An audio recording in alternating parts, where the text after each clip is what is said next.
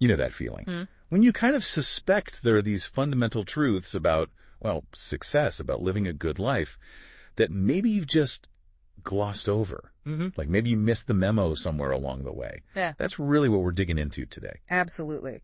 You shared this really interesting document, this personal philosophy you call LifeOS. Yeah. And we're going to hone in on that very first section. Teach me what I've ignored for too long. Exactly. Things we probably should know. Right. And look, this isn't about us dropping some, completely new bombshells. It's more like shining a light on principles that probably resonate already, maybe subconsciously. Things you kind of feel are true. Precisely. The goal here is to bring them into focus, make them conscious, and explore how actually applying them can have a real, tangible, long-term impact. Okay, so 10 core concepts, the bedrock, really.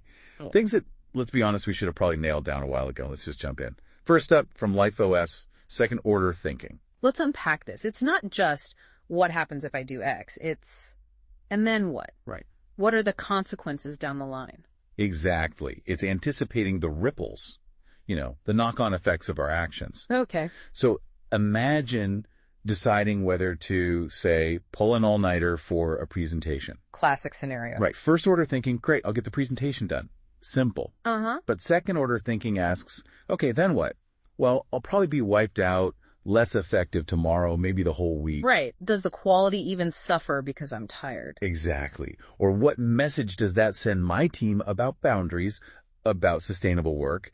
It's tracing those effects, the obvious ones and the less immediate ones. That's what really separates, a strategic mindset from just reacting. It's like seeing the whole chessboard, not just the next move. So for everyone listening, maybe think about a decision you're facing right now. Have you thought about those second, third steps? Good prompt. Okay, principle number 2, the skill of letting go.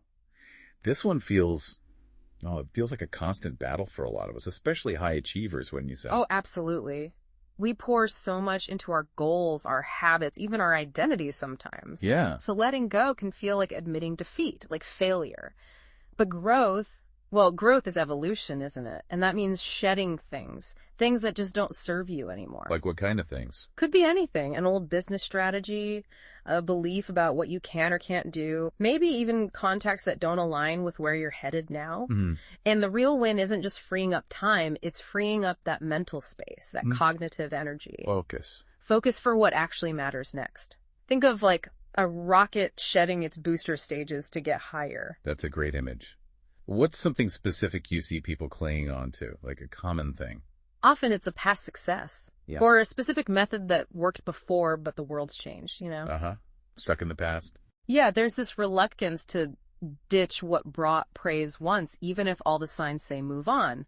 So maybe ask yourself, what past win are you holding on to that might be blocking a new path? Ooh, good question. Okay, number 3, status game awareness. This seems super relevant in competitive fields. It really is. Look, we're socially wired, to seek validation, right? Recognition, influence, feeling valued by others. Sure, that's natural. It is. The danger zone is when chasing that status becomes the main goal, pushing aside actually creating real value. Oh, okay. We can end up focusing on the optics, the fancy title, looking busy, the appearance of success, rather than the actual substance, the impact. Right, looking good versus doing good. Exactly. So just recognizing these status games are being played by others, and maybe by ourselves, lets us consciously step back, opt out maybe, and refocus on delivering something meaningful, not just getting noticed. It's that difference between prestige and actual impact. Yeah. How can someone spot if they're playing these games without realizing it? Well, one good check is your motivation. Why are you really doing this project? Is it genuinely exciting? Does it align with your values? Or is it mainly about getting that external pat on the back or maybe trying to one-up someone else? Just questioning your intentions regularly can help bring those hidden drivers up. Okay, that leads to the 4th principle in LifeOS. Your default mode matters more than your peak. This really hits home on consistency. Exactly. Think about your overall path, your trajectory. It's not really defined by those few amazing days or even your worst ones. Right. It's defined by the consistent quality you bring day after day after day, your baseline. Your average Tuesday. Precisely. This principle is all about the power of building solid systems, routines, habits, things that basically guarantee a high baseline performance, almost like it's on autopilot. Okay. It's about setting up your environment, your habits, so even on an off day, you're still operating pretty effectively. So it's less about hitting the occasional home run, more about consistently getting on base, hitting doubles. What are some examples of these? Default mode enhancers for someone aiming high. Could be simple stuff, really. A non-negotiable daily planning session, a system for managing emails or priorities, a commitment to reading industry stuff for 30 minutes. Not necessarily sexy stuff. Not glamorous, no. But they consistently boost your effectiveness over the long haul. So what habits could you maybe strengthen to lift your typical day? Okay, moving to number 5. Emotional regulation is a superpower. This feels huge in high-pressure jobs. It truly is a game changer. Emotional regulation. It's basically the ability to understand your emotions, manage them, respond productively, especially when things get tough. It's not about not feeling things, right? Not at all. It's not suppression. It's about developing the skill to navigate your inner world effectively. And that's just fundamental for thinking clearly under pressure. Yeah, when things are going crazy. Right. For making good decisions when stakes are high. It's really a cornerstone of good leadership, resilience, even just peace of mind. Master your emotions, and you're much less likely to get thrown off course by stress or make impulsive calls you later regret. Being the conductor of your emotional orchestra, not just reacting to the noise. Yeah. What's a first step someone could take to develop this superpower? Self-awareness is key. Really understanding your triggers, your patterns, what sets you off. Practices like mindfulness or even just journaling, reflecting regularly can really help build that muscle. Right. Even something simple like when you feel that strong emotion rising, just pause. Take a breath before you react. That little space can make a huge difference. That space allows for a better choice. Exactly. Think about a recent stressful situation. How might better emotional control have changed things? Okay, halfway point. Let's tackle number 6. Inversion thinking. This sounds backward, but powerful. It is. It's counterintuitive. Instead of only asking, how do we succeed? Inversion flips it. It asks, how could this completely fail? Okay, why do that? Yeah. Because by deliberately thinking about all the ways things could go wrong, all the potential negative outcomes, you spot risks you might have otherwise missed. Blind spots. Precisely. You know, a lot of failures aren't caused by some bolt from the blue. They're often a chain of small, preventable mistakes. Inversion helps you kind of reverse engineer failure so you can build defenses against it. Anticipating the potholes, basically. Yeah. Give me an example, maybe for a business leader. Sure. Launching a new product. Instead of just focusing on the marketing plan for success, they'd ask, okay, how could this launch totally bomb? Maybe the product doesn't actually meet a need. Maybe the price is way off. Maybe the rollout is clumsy. Right. All the potential disasters. Yeah. And by identifying those failure points first, they can then build strategies to specifically address those weaknesses proactively. Makes sense. So for listeners, think about a big project you're on. What are all the ways it could crash and burn?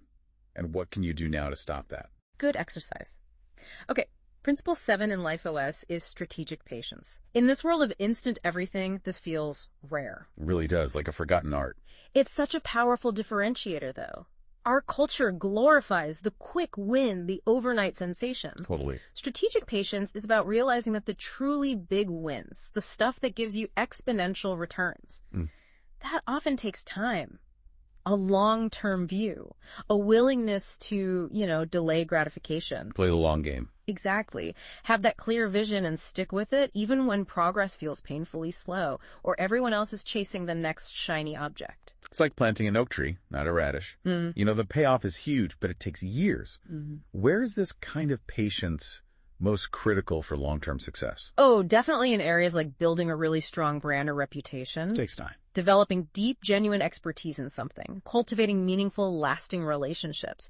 These things need consistent effort over time for those compounding effects to really kick in. So think about your life. Is there an area where shifting to a more patient, long-term view could yield much bigger rewards later on? Good reflection point.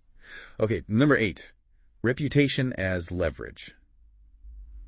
This feels like a critical asset. Absolutely critical. Look, status can be flashy, but it can vanish quickly. Yeah. A strong reputation, though, that's built slowly, brick by brick. Wow. Through consistency, integrity, competence, reliability.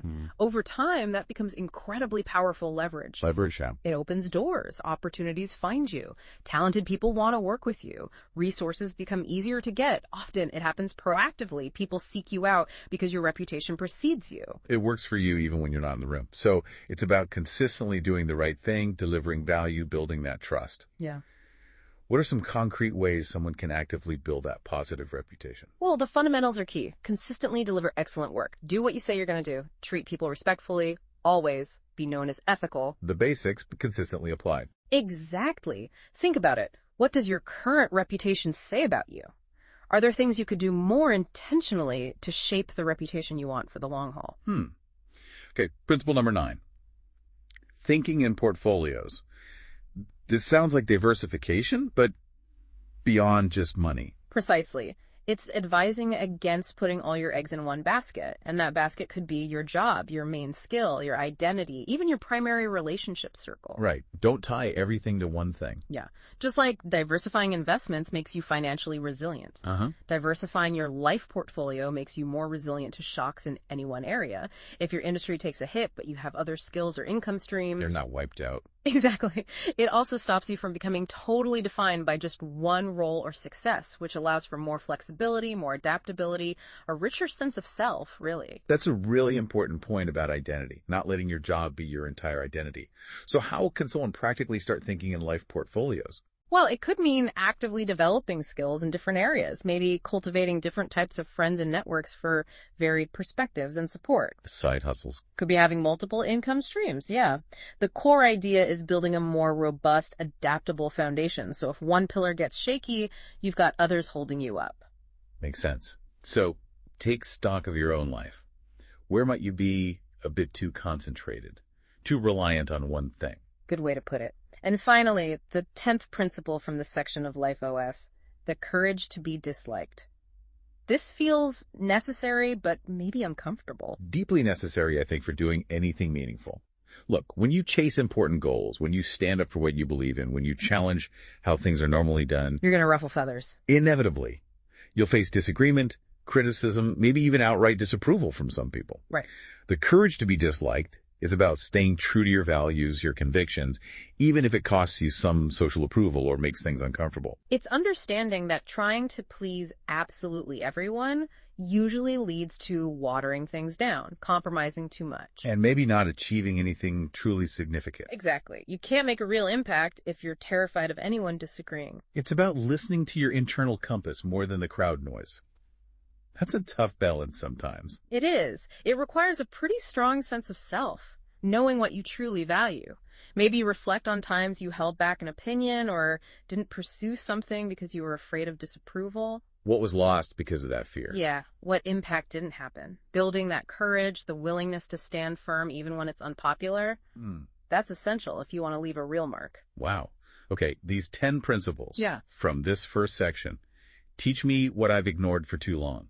They really do feel foundational, don't they? Yeah, absolutely do. Once you consciously grab hold of them, you can see how they could really shift your path. It's not like they're shocking new ideas. No, not revolutionary. But bringing these things we kind of ignore into sharp focus, that feels powerful. Exactly. And the real power isn't just in, nodding along and understanding them intellectually. Right. It's the application. It's actively thinking, okay, how does this apply to my situation, my challenges, and then actually integrating them into how you operate day to day. So maybe as you go about your week, here's something to chew on.